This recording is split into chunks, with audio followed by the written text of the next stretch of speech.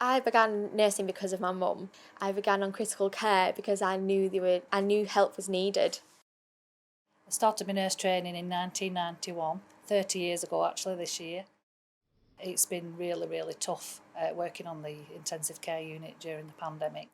This last wave has been, I think, the worst actually. My name is Jackie Jocelyn. Hello, my name's Ruby Jocelyn. I'm a first year student nurse. I'm working on critical care and I'm absolutely loving it. My eyes have been opened across all areas. I can't believe what I see day in, day out. When I started in December, it was so busy and I was just like, oh my Lord, what is going on? I can't believe how bad it is and how poorly people were, and the age was dropping. There were people my mum and dad's age on there, and the kids are obviously the same age as me. And I just couldn't believe it, and that made me want to help instead of running away. She was going to study business and economics at Liverpool University.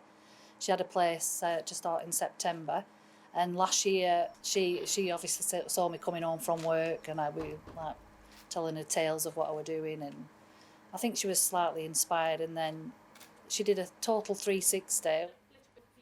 The challenges that we've faced have been unbelievable, personally and professionally. Working alongside the most amazing colleagues that you'll ever meet. I'm going to cry, I can't do it.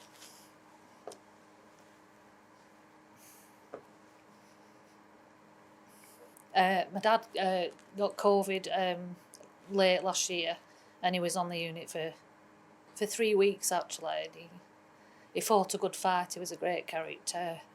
He did everything everybody asked of him. When my granddad got taken ill, I saw how well he was looked after and the extra mile that all my mum's colleagues were going for.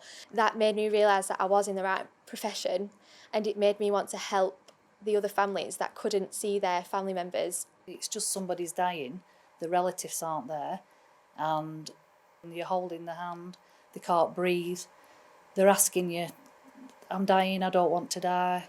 And for us and my colleagues, it's been really tough to deal with those situations.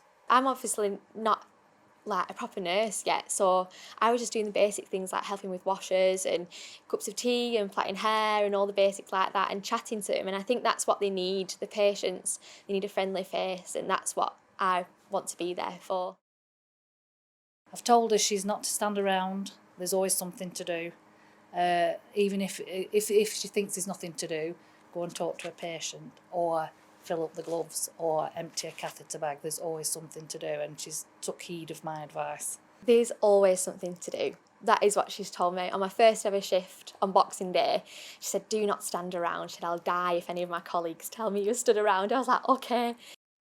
Well, I've always been proud to be a nurse, actually. My mum was always proud that I was a nurse. She used to say, this is our Jackie, she's a nurse, you know. But I think we're under a lot of pressure at the moment.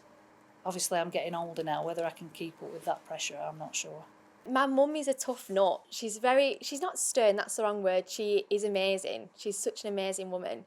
She keeps going, and she always used to tell me as a kid, like, keep on keeping on, whatever happened. But the pandemic didn't necessarily break her, but it did take a layer of braveness off her. And I think experiencing it firsthand as well, as a daughter, she then wanted to do better for all of her patients. So I think it's rewarding for her as a nurse and as a sister to continue on encouraging patients and keeping them going and keeping on, is what she says to me.